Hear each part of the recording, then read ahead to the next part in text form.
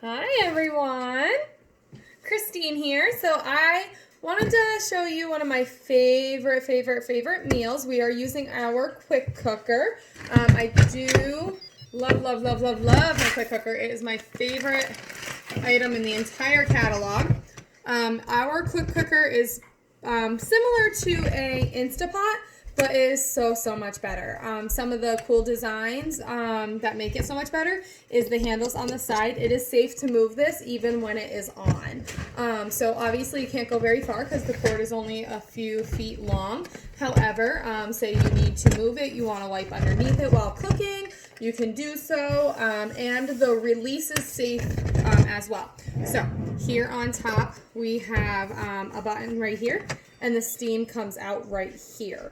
So when you hit this button, it is away from the steam that is coming out. Some of the Instant Pot versions, you have to just twist the release, and that could be very unsafe because the steam coming out of here is really hot. So the reason why I'm cooking this tonight is because I went hiking this morning, came home really quick, I took burger out of the freezer, and then I went kayaking. So I've had a very busy day. This will take probably about 20 minutes total, 25 on the safe side, but it's not going to take very long at all. So what I'm going to do is I'm going to turn it to the sear setting. So one of the settings we have on our quick cooker is sear.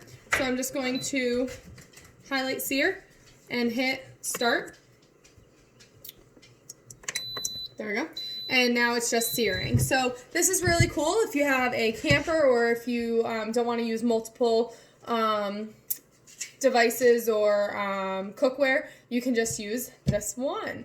It is a one-pot wonder. So we're going to sear some burger, and then we're going to add the rest of our ingredients and then pressure cook it, and it'll be done in about 7 or 8 minutes when you're pressure cooking it. It just takes a little bit longer for the burger to heat up. So what I did to thaw out my burger, because this is pretty thick piece of burger, I took this out earlier today, and typically it probably wouldn't be thawed out by now.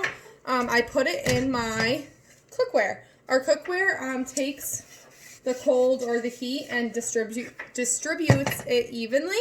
So it is really cool because it actually helps things defrost faster than just leaving them on the counter.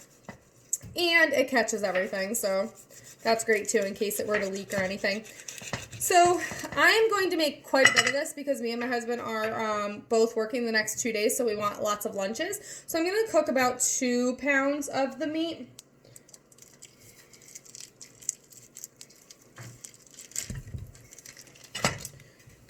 Alright.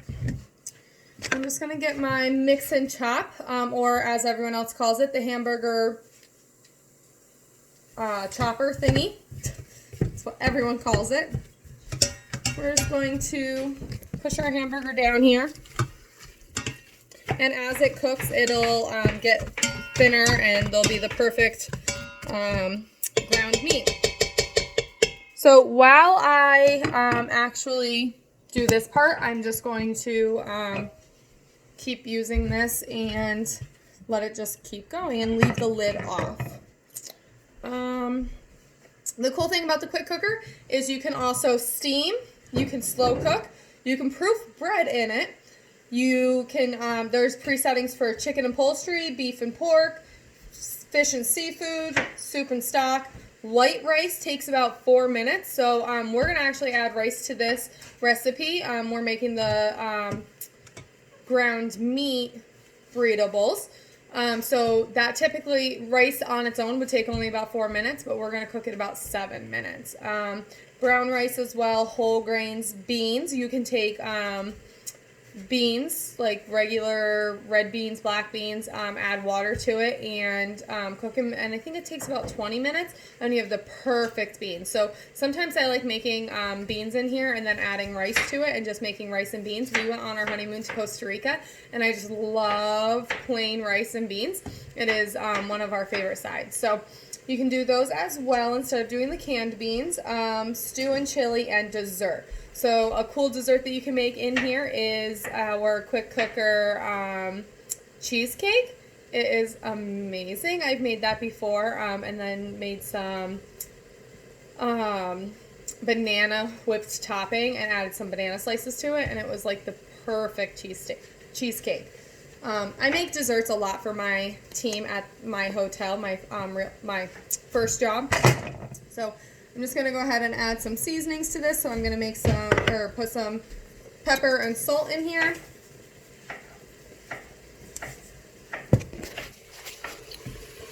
And now I'm just going to take my mix and chop.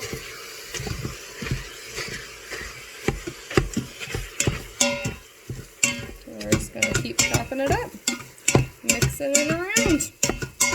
Now the mix and chop can be used for other things as well. You can, smash some grapes with it when you're making like chicken salad. You can smash tomatoes with it to make some sauces, or just chunky salsa, whatever you choose. Alright. And like I said about the cookware, it's pretty awesome because it distributes heat evenly. So this is our 12-inch pan. You can see that it is absolutely huge. So this is just my hand, and you have an entire hand down here. It is huge. When I say 12 inches, I really mean like 14 inches because it is absolutely huge. The cool thing is it is oven safe as well. So if you're ever cooking a casserole or anything, you can throw this in the oven. So you brown your meat on top, or whatever your casserole calls for, on top of the oven or on top of the stove, and then you can pop this into the oven. The handle comes off for easy storing and putting it in the oven. The handle's not oven safe, but the rest of the pan is. So you put this in the oven, and then you go ahead and put the handle back on, and you bring it out. And like I said, it's easy storing, so you can throw the handles all inside, and then you have easy storing. All right, so we're going to just mix up our meat a little bit more here.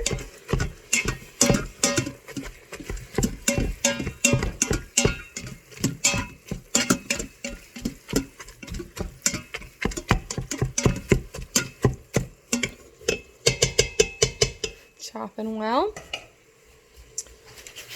So we're also going to add taco seasoning, corn, and some black beans, and then some water and some regular long rice. So it's not the instant rice, it's the real rice. Now a trick to using the quick cooker is always adding hot water beforehand, or if you're using chicken broth or beef broth in order for your liquid in there, because anything you cook needs liquid. That's how a quick cooker cooks, is by steaming up that liquid and then pressurizing the entire thing. So if you were to do that, then you would have to have liquid in there. So liquid, you can use broth or water. And if you do have really hot water, I have like a spigot that hot water comes out of, so that's what I use. But if you don't, if you're say using chicken broth, or you don't have hot water, you can actually turn it on to sear while you get your other ingredients around. All right, it's looking pretty good. It's getting there. What else can I show you guys? I'm gonna hide my favorite in there. These are French's fried jalapenos. They're like fried onions, but they're fried jalapenos, and they're super good. They're so flavorful. They do have a kick to them because they're jalapeno. They're so good. I like eating them with like cheese and crackers, or cheese and pepperoni. They're so good. All right. So you'll see. Chop it up pretty nicely here.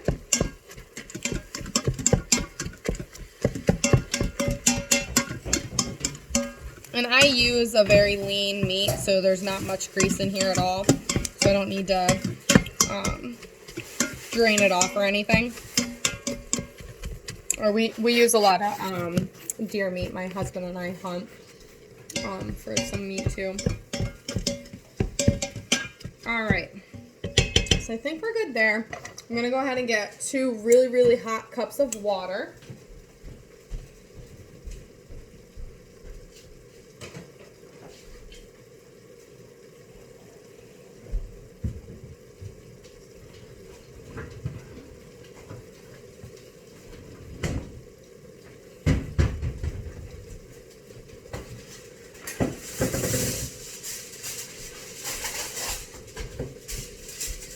going to pour my hot steaming, you can see the steam on there, steaming water in here as well.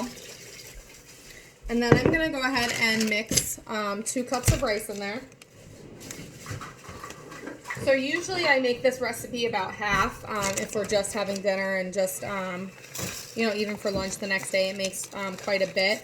But for the 2 of us, being that we're working so much over the next couple of days, we're going to just make a little bit extra. So I'm going to do about 2 cups of rice.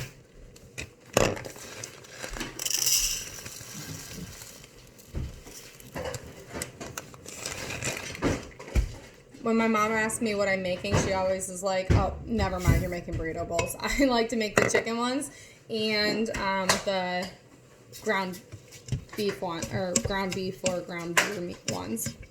So I'm just going to mix the rice and the water and the meat together, only because the rice needs the water in order to cook fully. So I did about 2.5 cups. You use a little bit more water than you do the rice, and sometimes I even add a little bit more because sometimes it doesn't come out 100%. So I've learned to kind of add probably about 3/4 cup if you're using 2 cups of rice. If you're just using 1 cup of rice, I do about 1/4 cup or half a cup extra.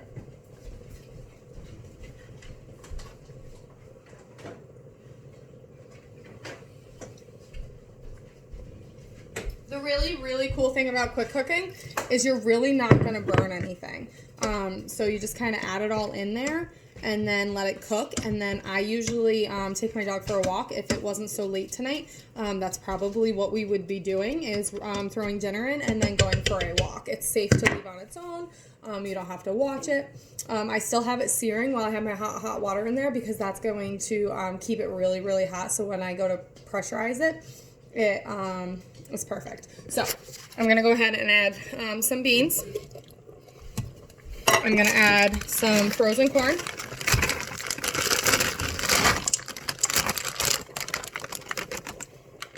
My rice is in there. My meat is in there. I'm going to add some jalapeno. I'm probably going to crush some of them up a little bit. Probably use my food chopper here. Add some to the base, and then add my food chopper to it.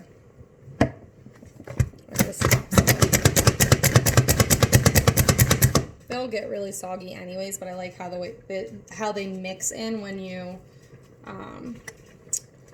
chop them really finely. I don't put a lot in anything just because we're not really, really hot people, but we love the flavoring of the jalapeno in there. So I'm just going to add that to it, and then I'm going to put 2 packs of taco seasoning in there.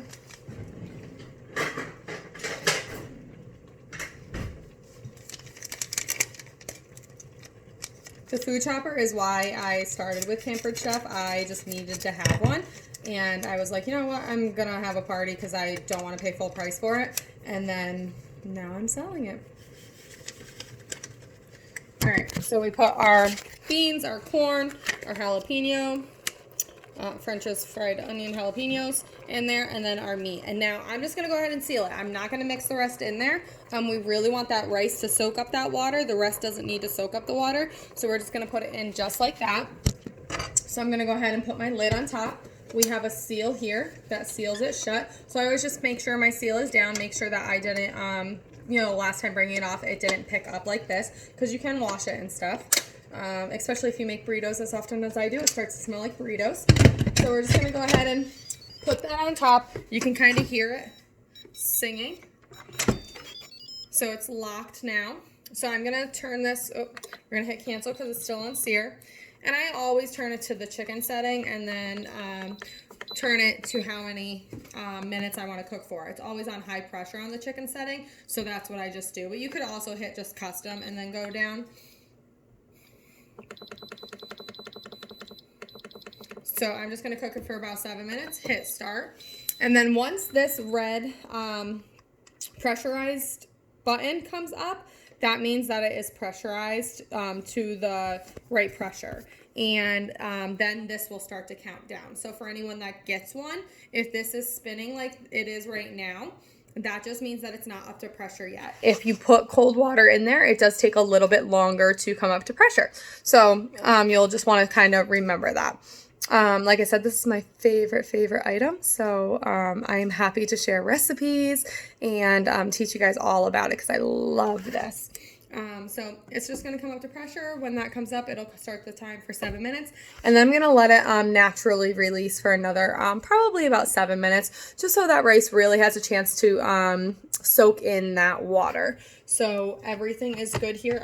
We just want to make sure this is even, because if this was up from me releasing it, then it would never pressurize fully. So we just make sure that's even. When that comes up, it'll do its thing. So I will post a picture below of dinner, and if you guys have any questions, don't hesitate to ask. Thanks. Have a great night. Bye.